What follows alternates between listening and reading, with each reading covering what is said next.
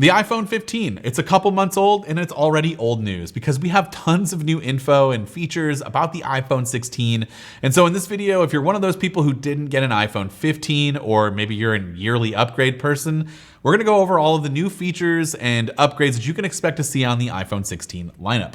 Now, first and foremost, and quite possibly the strangest new addition, is a new physical capture button, which is rumored for not just the Pro models, but all iPhone 16 models. Now, we did just get an action button on the Pro model. This is an entirely different button, and the point of this button is a bit unknown. If I had to take a guess, when I hear capture, it immediately ties, my brain over to the camera side, and what specific features or functions it could do. Again, all of this is still very unclear.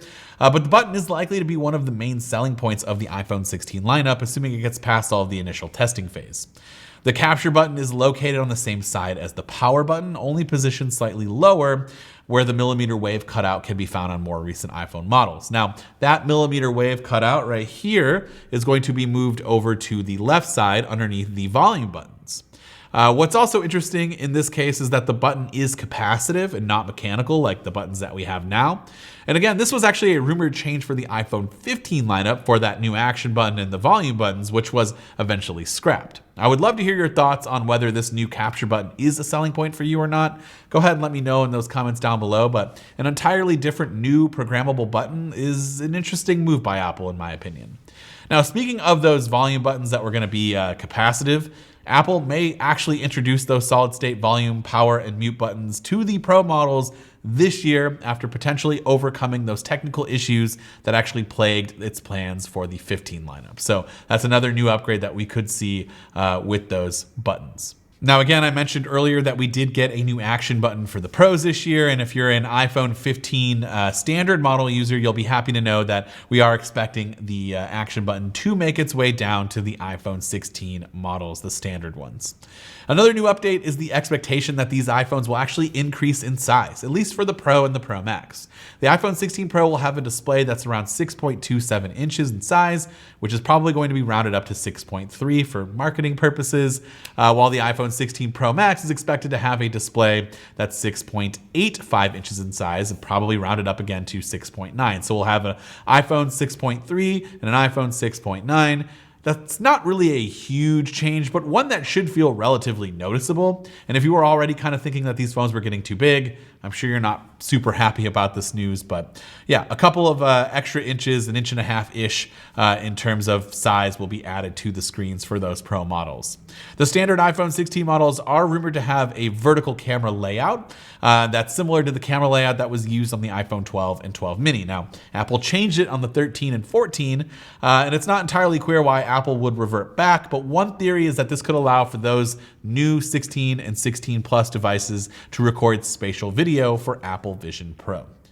Speaking of cameras, we are also expecting the 16 Pro models to finally upgrade its ultra-wide sensors megapixel count to 48 megapixels, allowing for higher resolution when shooting at 0.5x. The new 16 Pro Max could be the first to feature a super telephoto periscope camera for a dramatically increased optical zoom, which is very intriguing because Apple already kind of upgraded that a lot this year by going from 3x optical to 5x optical.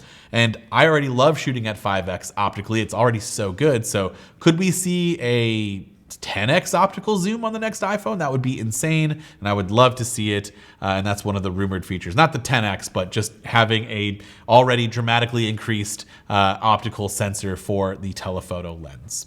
Now, speaking of that 5x optical, that camera upgrade was only on the Pro Max for the 15, and so that should make its way down to the smaller 16 Pro version for next year. In terms of internal components, connectivity-wise and just performance-wise, we should see Wi-Fi 7 support, an A18 Pro chip, which is the follow-up to the 17 Pro that we have now. For the standard models, we should see A17 chips and 5G Advanced when it comes to those internal component upgrades. Rumors also suggest that the 16 Pro models will use stacked battery technology, which can result in higher capacities and a longer battery lifespan.